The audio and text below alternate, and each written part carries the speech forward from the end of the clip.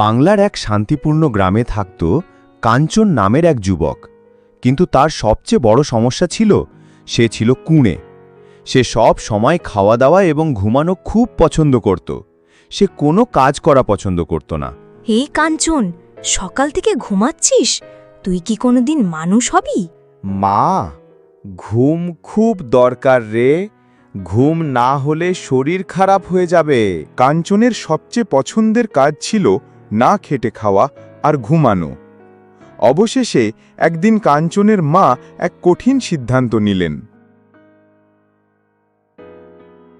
আজ বাজারে যাবি, একটা ছাগল কিনে আনবি।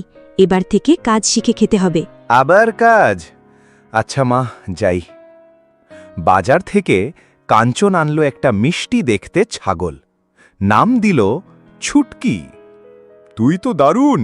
তুই দুধ দিবি, আমি বিক্রি করব, আয় হবে, মজা হবে। কিন্তু কাঞ্চন জানত না ছুটকি কিন্তু খুবই চালাক।